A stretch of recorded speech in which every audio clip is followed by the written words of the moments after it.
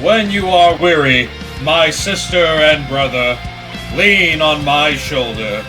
We empower one another. Stand together, but if we must fall, I fall with my family, my allies, and all. This new union we've formed shall not fade. Rise anew, my kingdom. Find unity in the crusade. Merry Holy Days, everyone! Each crusader awoke to a beautiful rainy day and headed to the cathedral. Nyx gathered her supplies and the family and left Vanzarda, eagerly meeting all the wonderful people of the kingdom. Rogal awoke with his children, gathering their tributes, and little Ragi gave his own tribute to his father. They rode a cart pulled by 2 shadow mules back to their world. Doracus and Malpays left aboard the Sunbeam and made their appearance. And Ascaris, he teleported around to collect water from Morning Dew and Darkhaven's holy water. The first of the holy days has commenced, honoring the symbol of Evermeadow's kingdom, the Platinum Dragon God Bahamut. The streets were in great merriment and cheer as proud citizens adorned flower crowns and draconic visages. Atop the altar of creation, many tributes were gathered, including honey, flowers, sweet little birds, handmade dolls, and scales of judgment to bestow their love and faith upon him. The princess gave outstanding flowers and honey from our kingdom's magical bees, while my son placed a metallic flower crown upon Bahamut's head. Sir Rogal reached from his side to bring forth his first sword. Holding great sentimental value, he separated the blade from the hilt and gave the hilt to the dragon god as a symbol for how important each god is to him.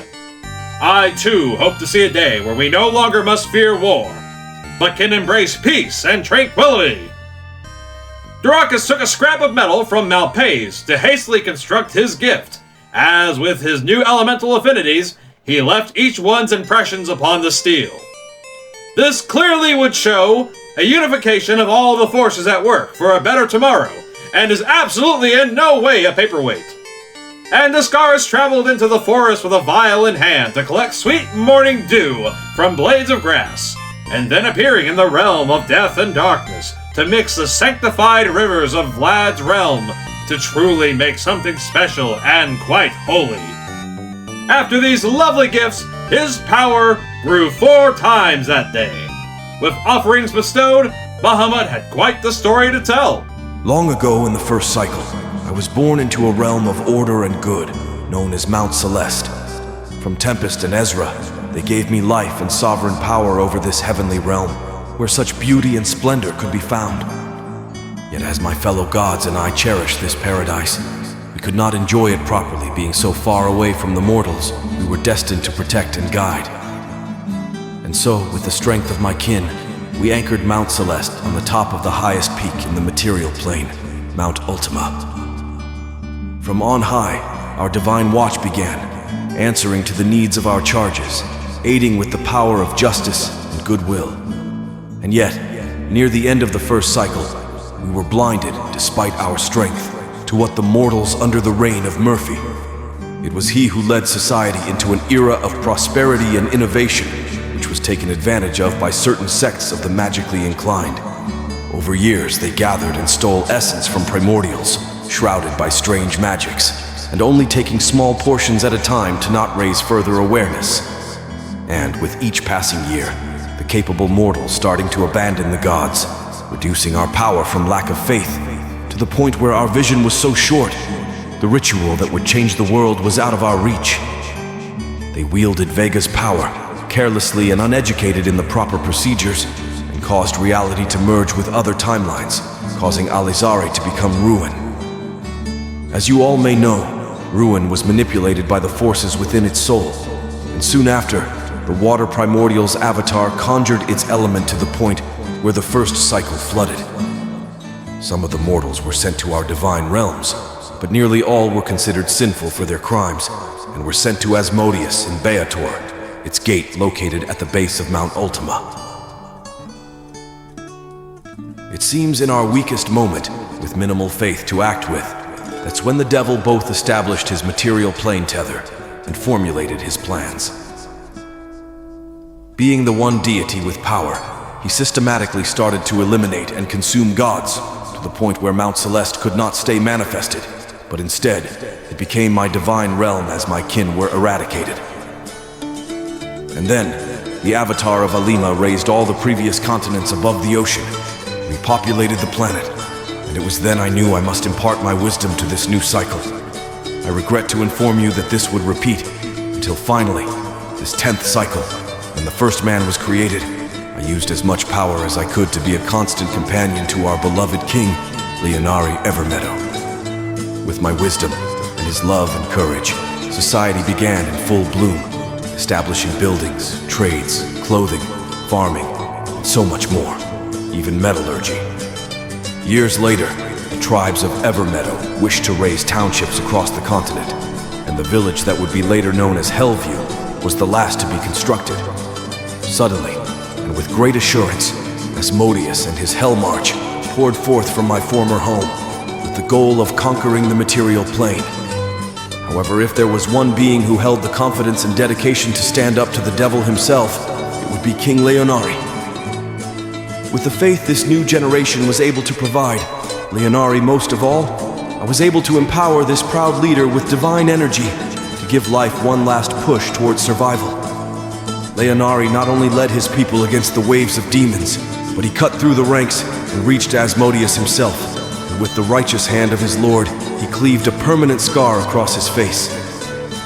Asmodeus retreated, along with the remaining demons, save but 2 families of tieflings, who were spared the devil's control and received the king's mercy. They would later be known as the Blood Moon and Bahamuts families, and on that day, Leonari marched back to the kingdom he built with his hands and prayed for my counsel, thanking me for my aid, as none of his people were slain.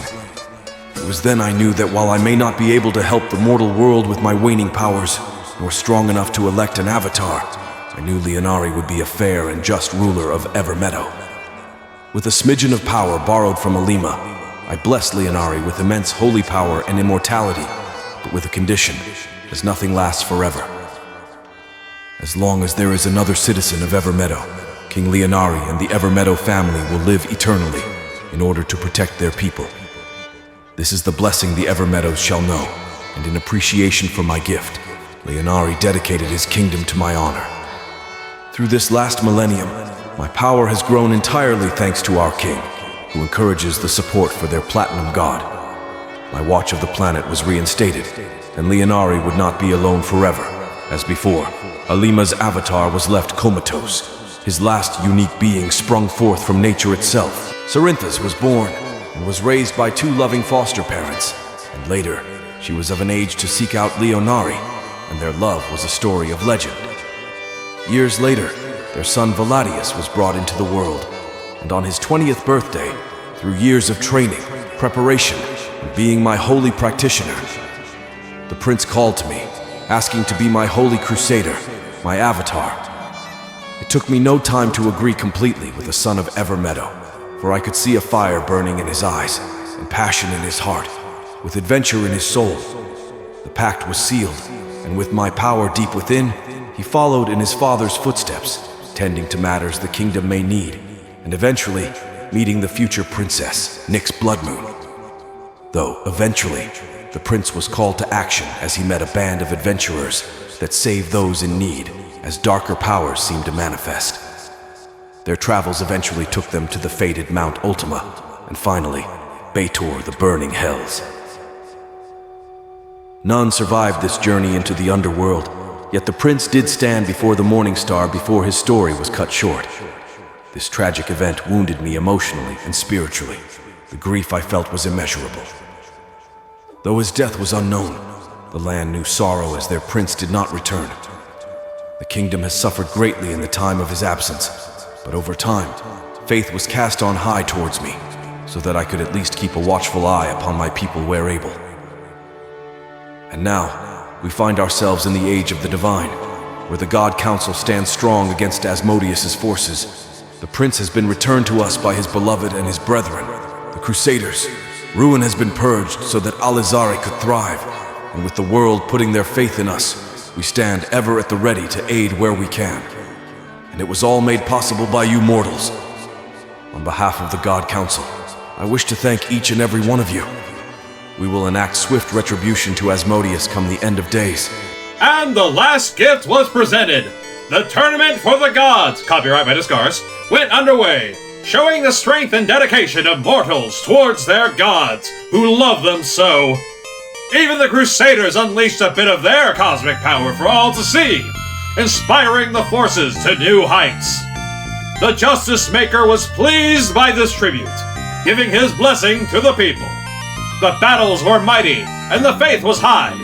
Truly, Planet Alima is in good hands when the end of days strikes. Now, after a period of magical moonlight, the Crusaders awaken to a cloudy day, preparing for the Hades Holy Day. Let's see how the party is preparing. Hurry not, Sir Rogal! You were picked up by your brothers in arms and brought here to avoid the trampling of the citizens.